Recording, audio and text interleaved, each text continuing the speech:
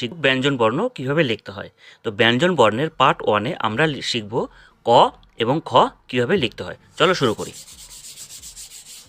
দেখো, প্রথমে আমরা লিখব ক। কতে কী করব, একটা দাগ টেনে নেব। দেখো, এখান থেকে একটা আমি দাগ টেনে দিলাম। ঠিক এই দাগটার মাঝখান থেকে আমি জাস্ট এই যতটা দাগ টেনেছি ঠিক ততটাই আমি একটা দাগ টেনে নেব। এবার কি করব, ঠিক এই যে দুটো দাগের মাঝখান থেকে এই যে সরুটা এখান থেকে কি করব, এই টেনে দিলাম আর এখান থেকে এই টেনে দিলাম। এবার আমি কি করব, ঠিক এইখান থেকে একটু ঘুরিয়ে আমি একদম ছোট্ট একটা শূন্যকে দেবো, ঠিক একটা ছোট্ট পাখি ডিমের মতো।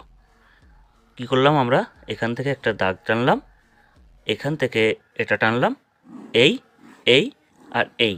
দেখো একদম কিন্তু সহজ, এটা একদম সহজ। কতে কী হয় বলো তো, কতে হয় কাকাতুয়া।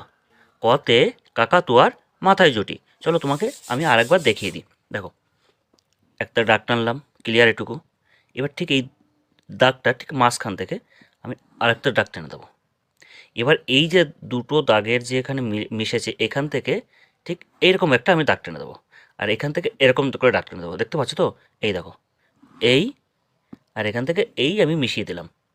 ঠিক, আর এই যে এই দাগটা আর এই দাগটার মাঝখানটা এখান থেকে আমি একটু ঘুরিয়ে দিলাম।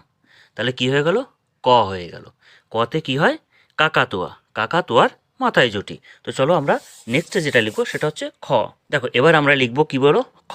খ কী করে লিখবো, এখানে একটা শূন্য মতো একটু এঁকে নিলাম, ছোট্ট একটা পাখি ডিমের মতো। এই দেখো, এই লিখে এই দিয়ে এই একটু দাগ টেনে দিলাম, ব্যাস এটাই খ। কি করলাম, একটা শূন্য এঁকে দিলাম, এই দিয়ে এদিকে টানলাম, আবার এদিকে এসে এই। দেখো একদম কিন্তু সহজ। একটু শূন্য এঁকে নিই, এবার ঠিক এই সাইডটা থেকে এই টানলাম। এবার আমরা এদের উপর দিকে আর যাবো না, এবার আবার এদিকে আসবো, এসে আবার এদিকে যাব। দেখো এই দিয়ে সোজা একটা আমি দাগ টেনে দেবো, আর এখান থেকে একটুখানি টেনে দিলাম, ব্যাস হয়ে গেল খ। খতে কি হয়, খরগোশ। কতে খরগোশটি পালায় ছুটি।